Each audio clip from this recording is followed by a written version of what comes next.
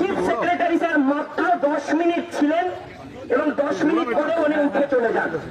এটা সত্যি লজ্জার বিষয় আমাদের কাছে যে আমরা বারবার অনুরোধ করছি, স্যার আপনি চলে যাবেন না, আমরা মর্মাহত এতদিন ধরে এখানে যন্ত্রণায় ভুগছি, আর আপনি 10 মিনিট পরে চলে যাচ্ছেন, আমরা কথাগুলো বলতেও পারবো না।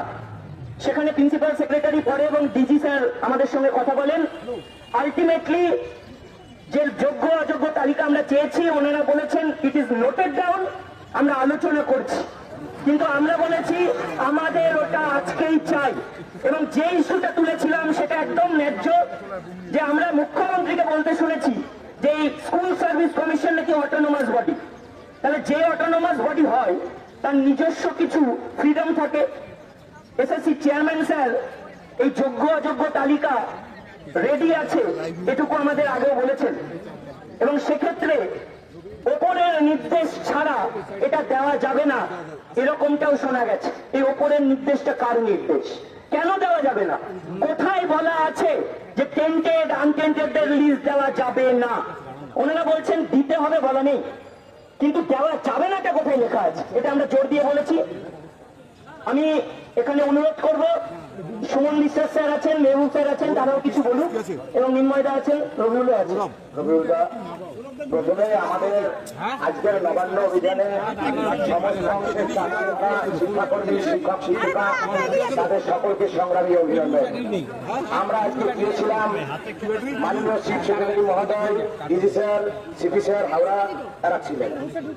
আমরা তাদের সাথে সাক্ষাৎ চাইনি, আমরা এসেছি আজকে ওনলি ওয়ান পয়েন্ট, সকল যোগ্যদের চাকরি ফেরানোর মূল মন্ত্র 22 লক্ষ ওএমআর, সেই ওএমআর এর ভিত্তিতে অযোগ্য চিহ্নিত হয়েছে। সেই ওএমআর এর ভিত্তিতে সরকার, হাইকোর্টে চিন্ময়বাবু বলছিলেন, হাইকোর্টের ডিভিশন বেঞ্চ বলেছে all OMR must be publish public domain. হাইকোর্টের রায় মানছে না। আজকে সেই ওএমআর এর ভিত্তিতে যোগ্য তালিকা সরকারের কাছে তৈরি আছে। রাজ্য সরকার, মমতা বন্দ্যোপাধ্যায় আমাদের মুখ্যমন্ত্রী, তিনি আমাদের প্রিয় মুখ্যমন্ত্রী, তিনি যদি মনে করেন তার ওই চেয়ারটা খুব ভালো লাগে, তাহলে সেটা ভালো লাগুক। আজকে রাতের মধ্যে 12টা হোক, 10:30 হোক, এসএসসির, যেটাকে অটোনোমাস বডি বলছে, এসএসসি অটোনোমাস বডি, কিন্তু পেছন থেকে চালায় রাজ্যের মুখ্যমন্ত্রী। কেন দেখেননি নোটিফিকেশনের বিষয়? নবান্ন থেকে প্রেস কনফারেন্স করে বলেছিলেন। আমাদের বক্তব্য হচ্ছে আজকে রাত 12টার মধ্যে untainted teacher and non teaching staff, তাদের তালিকা প্রকাশ করতে হবে। আর অন্যথায় যারা নেতৃত্ব আছে, আমাদের চিন্ময়বাবু, মেহবুবদা, নির্ময়দা, রবিউল, কৃষ্ণগোপাল, আরো সুবিধা সরকার সহ আরো যারা আছেন শিক্ষাকর্মীরা, সকলকে নমস্কার। আমরা একযোগে এক হয়ে আজকে লড়ছি। যোগ্য তালিকা দিন, আমাদের কলঙ্কের হাত থেকে মুক্তি দিন, যোগ্যদের চাকরি ফেরত দিন। কোন টালবাহানা, কোন অজুহাত, কোন শক্তির কাছে, কোন রাজনৈতিক শক্তির কাছে আমরা অন্তত মাথা নত করবো না, এটা আমাদের বক্তব্য। 22 লক্ষ ওএমআর প্রকাশ, ওএমআর ভিত্তিতে যোগ্য তালিকা দিন। আর মাঝখানে ডান দিকে বাদিকে কোন সেন্টেন্স নেই। পরীক্ষা 10 বছর পর মানছি না, মানবো না, একটা লাইনও বলবো না পরীক্ষা নিয়ে। এইটুকুই বলার। মাননীয় মুখ্যমন্ত্রী, আমাদের যোগ্য তালিকা দিন, এই জায়গা আমরা ছাড়ছি না, ছাড়বে না। পরীক্ষা মানছি না, মানবো না। মেহবুব ভাই,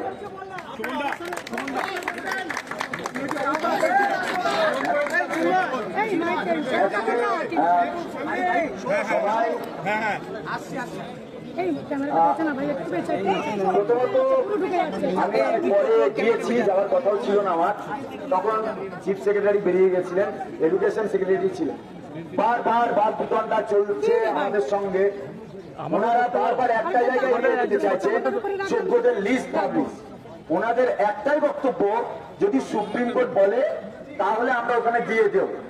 আমাদের প্রশ্ন ছিল আমাদের চাকরি থাকুক বা না থাকুক সেটা আপনাদের, কারণ ওনারা বলছেন যে তোমরা যদি বলো যে লিস্ট পাবলিশ করতে, ওএমআর পাবলিশ করতে, তাহলে তোমরা ড্রাইভার, আমরা প্যাসেঞ্জার হয়ে যাব, আর বাড়ি যদি উল্টায় তার দায়িত্ব তোমাদের।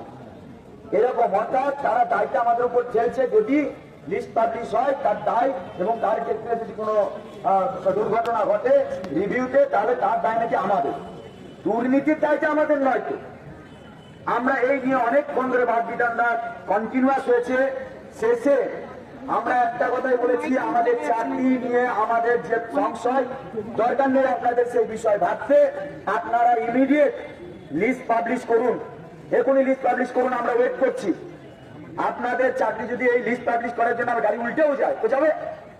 এখনো পর্যন্ত লাস্ট উনি বলে গেলেন ঠিক আছে আমি এখন আবার সিএস এর কাছে যাচ্ছি, আমি গিয়ে আমি আরেকবার মিটিং করছি, গিয়ে কি বলে এবং প্রয়োজনে এক কাজ করো, তোমাদের লয়ার আমাদের লয়ার একসঙ্গে বসি, তারপরে তোমাদের লয়াররা যদি বলে লিগাল অ্যাডভাইসে তাহলে এটা করা যাবে। আমরা এই পয়েন্ট গল্প তো পুরনো হয়ে গেছে, বারবার এই কথাটা আমরা বলেছি যে আপনারা বসুন।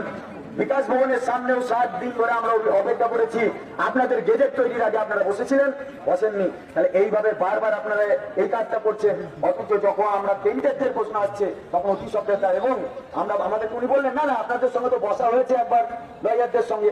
আমরা বললাম এখানে আমরা যতগুলো মানে আনটেন্টেড টিচারদের গ্রুপ আছি, নন টিচিং স্টাফরা আছি, আমাদের একজনও বলুক যে কোনো লয়ারের সাথে বসা হয়েছে। তারা বললো আমরা সকলেই বলেছি না আমাদের কোনো লয়ারের সঙ্গে আপনাদের লয়ার বসেননি। তাহলে এখানে আবার একটা প্রশ্ন ক্রিয়েট হলো, তাহলে কাদের লয়ারের সঙ্গে বসেছিলেন ওনারা? কাদের লয়ারের সঙ্গে বসিয়েছিলেন লয়ারকে? অযোগ্যদের আমাদের লয়াররা কেউ বসলো না, আমাদের এখানে যোগ্যদের প্রত্যেকটা গ্রুপ ছিল, যারা আমরা সুপ্রিম কোর্টে আলাদা আলাদা এসএলপি করেছিলাম, রিভিউ করেছি, সবাই তো আজকে একসঙ্গে আছি। তাহলে কাদের লয়ারের সঙ্গে বসেছিলেন? হ্যাঁ, গোপনে গোপনে ডুবে ডুবে জল খেলেও একটা না একটা দিন সত্য তো উদ্ঘাটিত হবে, এবং সত্য আমরা হাইকোর্টেও দেখছি, সুপ্রিম কোর্টেও দেখছি। তাই মুখোশ খুলে ইমিডিয়েট আজকে আমাদেরকে সত্য উদ্ঘাটন করুন। আপনি কোথায় মিছিল করতে যাচ্ছেন আমাদের দেখার দরকার নেই, লিস্ট পাবলিশ করুন। উনি লাস্ট এই কথাটা বলে আমরা এখান থেকে আমরা বেরিয়েছি, এবং অফিসিয়াল ওয়েবসাইটে আপনারা পাবলিশ করবেন, তবে আমরা উঠবো। আর এখনো পর্যন্ত আমরা এখানে আছি, আমরা দেখতে চাই কখন ওনারা ওয়েবসাইট চেক করছি, কখন ওনারা লিস্ট পাবলিশ করবেন, সেই জায়গাটাতে আমরা দাঁড়িয়ে আছি।